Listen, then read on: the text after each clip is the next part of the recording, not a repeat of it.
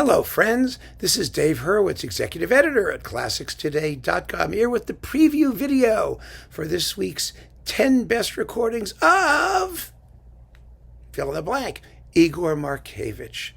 Now, Igor Markevitch is a conductor I've been talking a lot about because I think he's fantastic since I started this channel, and terribly underrated. You know, he doesn't get a lot of the attention that he deserves, but he is one of the great conductors of the 20th century. And fortunately for us, I've had an opportunity to really back up what I say with evidence, because his recordings have been coming out in boxes. There's a big Warner box, a big, two from Australia Eloquence, one DG and one Decca, which was Philips. So his achievement now is pretty universally available. And I'm so thrilled because we could all share in the glory that was Igor Markevitch. But for this preview video, I want to talk about a phenomenon. And a phenomenon that has come up in a lot of these preview talks with a lot of the conductors we've been discussing. And that is the composer-conductor. Because Markevitch was, in some ways, the ultimate composer-conductor. And I mean that. Much more than, for example, Pierre Boulez or some of these other people were. Markevitch was an amazing prodigy. Really a startling prodigy. And his music now has mostly been all recorded by Naxos with Christopher Lyndon Gee. It's a very, very good series. And I recommend it very strongly. His music's fascinating. He was an avant-garde, started life as a neoclassicist. He was an incredible prodigy, like so many of these people were, but he gave it up. He simply gave it up to become a conductor. And I think part of the reason he gave it up is because he just had so much fascination with all kinds of music, aside from the kind he himself was writing. And I'm just speculating, of course, but for whatever reason, and he did talk about it a little bit, he just felt that his gifts would be best spent as an orchestra leader rather than as a composer, partly because he was overawed, I think, by the presence of Stravinsky. But he was a very, very fine composer. My question is this, is there something that composer/conductors kind of have in common in the way they approach things? Because there have been a bunch of them that we've discussed. There was Martinon, who remained a composer, and there's Markevitch, and there's Paul Paret, and they were very successful conductors, and they remained composers, and they all seem to have sort of something in common, and Boulez too, by the way. I mean, Boulez definitely belongs in that group.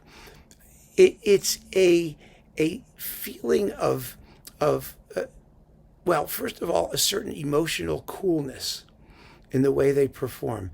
They tend not to be the type of conductors who just let themselves go and get all over the place and drool and pant and heave over the music. Even when they're conducting extremely romantic music, they tend to be a little bit on the cool side emotionally, which is not coldness, nor is it unidiomatic. It's a question of willingness to tamper with the text for the sake of the emotional point.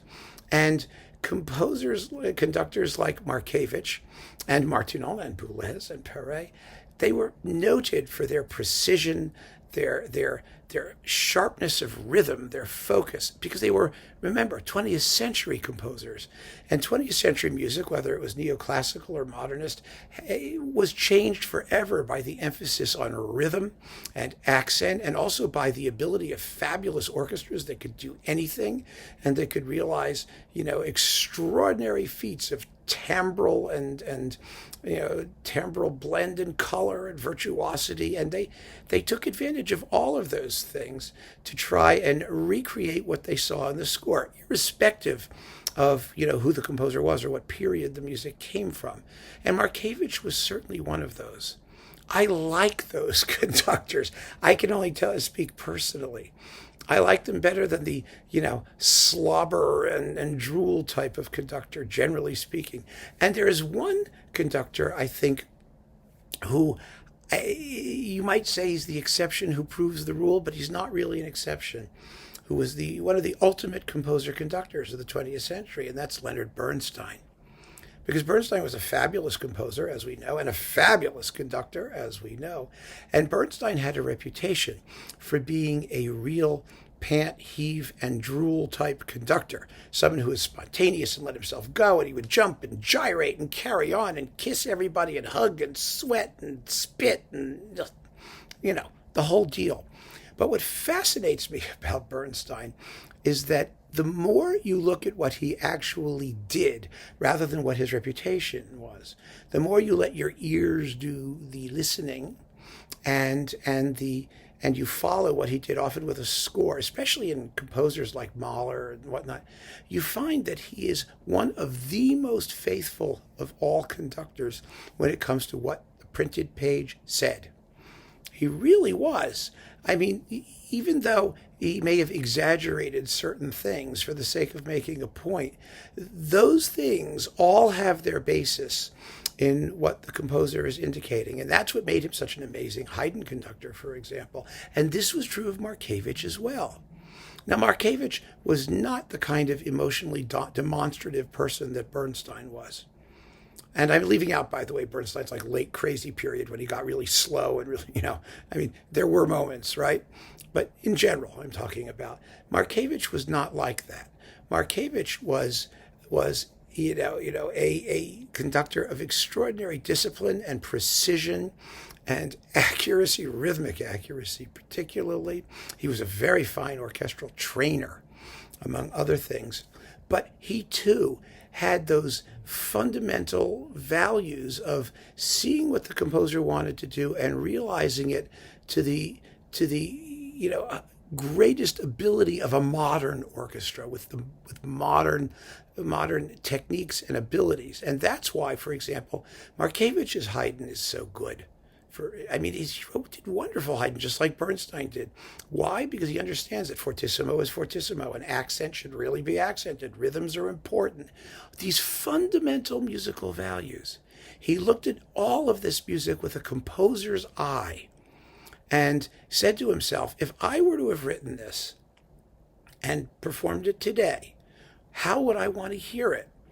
And I really believe, as time goes on, frankly, that is true authenticity. Forget the period instrument folks and all of those people with their, replicated instruments and whatnot and their treatises. And, a forte is a forte, an accent is an accent, a rhythm is a rhythm.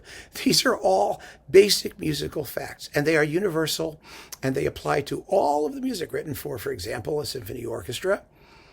Since the dawn of time.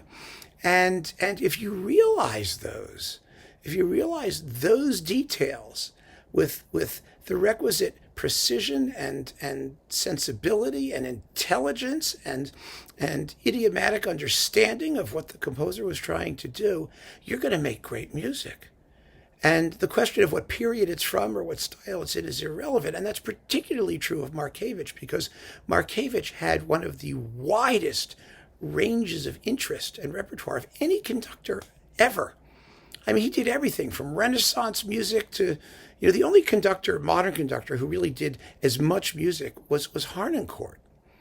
And Harnoncourt wasn't a composer. Harnoncourt was a guy who was interested in older music and also later did, romantic and early 20th century music. But Markevitch's range was even wider than that. It went back as far as Harnoncourt did and much further into the 20th century because he was part of that. He was part of that 20th century compositional school, the avant-garde school. So there was almost no limit to Markevitch's musical interests and no limit to how wonderfully he could realize all of that music because he just had this remarkably clear-eyed view of the fundamentals. And I keep coming back to those fundamentals, to the conductors and the artists who understand what music is and how it should sound, and who isn't interested in the disruptions between one period and the next and making something sound as different as possible from something that came later, but rather in the continuities, in the constant line of consistent thought about music in Western civilization that unites all of these pieces, that brings them together, and that allows a great musician someone who had music in the very fiber of his being, to realize that music with total idiomatic flair and convincing an expression. Markevitch was one of those. And so was Martineau. And so, Boulez, I think, was hampered by his aesthetic position in the world of 20th century music. I think as he got, he limited his repertoire very, very much, which was a good thing to the things that he had sympathy for. He was not as wide-ranging a conductor as any of those other people were. You can't imagine Boulez conducting Nielsen symphonies or classical music, early period Mozart. No. But Markevitch could, because whatever Markevitch's aesthetic predilections were, he didn't let them get in the way of the musical fundamentals that he was going to realize to the utmost of his ability, irrespective of what period the music came from. And that's what I think makes him so special. And so I do hope that you will tune in over at classicstoday.com to my video on Markevitch's 10 best recordings. It's quite a selection over quite a wide range of music. And if you have not signed up as an insider member so as to be able to access that video over at classicstoday.com, do please consider doing so. We have both monthly and annual subscription options now. We take credit cards and PayPal and all kinds of stuff. It's easier to do than ever at the new redesigned classicstoday.com site. I hope to see you over there, and I thank you very, very much for your consideration. Keep on listening, friends. Take care.